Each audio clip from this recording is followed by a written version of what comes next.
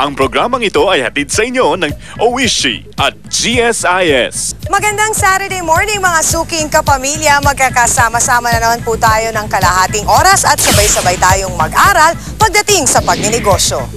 Paano nga ba gumawa ng sabon na pwedeng pagkakitaan? Sa mga misis na gustong pasukin itong mga beauty products, so pwede sila maging distributor, pwede sila maging wholesaler at saka retailer, bebenta nila sa mas mataas na presyo. So kikita sila ng mga 50 to 100%. Pansit Canton na gawa sa kalabasa, malinaw daw ang kita dito.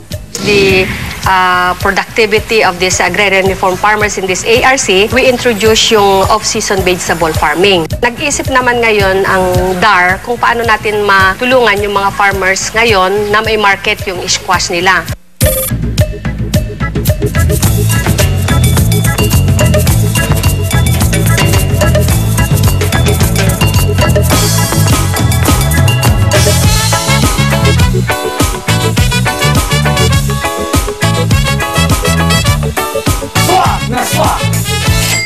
Kung kayo ay may talento, hindi nyo dapat ito itago. Gaya na lamang ng may-ari ng Creative Voices. Mula sa kanyang talento at magandang boses, naisipan niyang magtayo ng ganitong negosyo.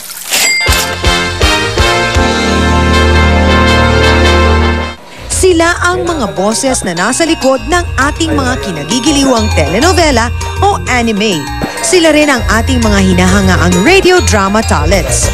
Ang tawag sa kanila, mga dubbers o voice-over talents. Pero alam nyo ba na may pera sa boses?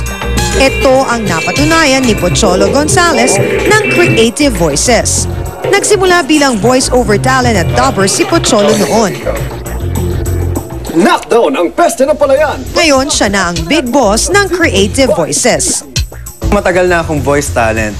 Mahigit 10 taon na akong nagre-recording bilang isang radio drama talent. Sa September issue ng F Magazine, Bilang isang commercial voiceover. Nakita ko yung potential ng voiceover market dahil dito sa Pilipinas, medyo hindi napapansin kasi yung mga voice talent eh. Pero sa totoo lang, ang voice acting, isa sa pinakaunang industriya. Wala pa yan TV, may voiceover na. Matapos ang mahigit 10 taong karanasan sa industriya, naisipan niyang magtayo ng sarili niyang negosyo. Isang recording studio para sa mga voice-over talents at dubber na kagaya niya. Ang mahirap kasi sa aming mga voice talent, umaasa lang kami. We just wait and we don't create. Now, sabi ko, bakit hindi ako mag-create and mag-create ng demand, mag-create ng project para sa mga kapwa ko voice artists. Basta't pagdating sa usapang pagboboses, lahat pwedeng gawin ng Creative Voices. Mula sa pag-voice over ng mga commercial, sa mga radio drama, pagdadub ng mga anime o cartoons at telenovela. Dito sa Pilipinas, sumusunod kami sa tinatawag na standard. Ang isang voice-over ay 15 to 30,000. Pag sinabi mong voice-over, siya yung boses ng particular na produkto. Ang character voicing naman, yun yung mga character. Kung uy, bumili ka na ng bagong produkto namin. Ganun. 8,000 yung character, 15,000 naman sa voice-over. Voice acting is not like that. No? Kailangan meron kang emotions, may skills, may techniques, may arts ka natututunan para ma-deliver mo ng tama yung message.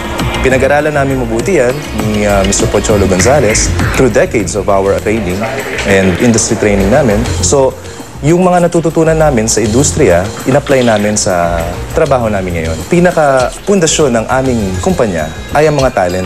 Karaniwan, ang nangyayari sa mga talent, nandiyan yung nararamdaman nilang hindi sila nababayaran sa oras, nandiyan yung nararamdaman nilang hindi sila sinisupot sa oras ng kausap nila. So, yun ang binabago namin.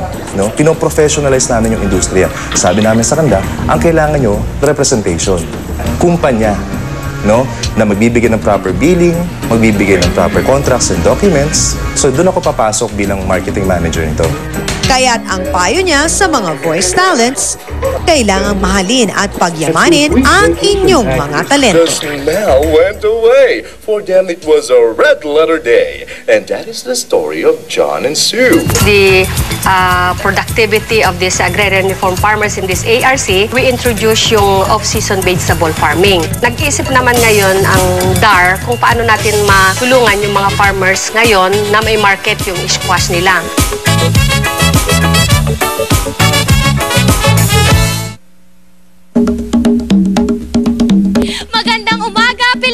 Yes, narito po tayo sa health station ng Barangay UP Campus, Quezon City para sa Pop Shop.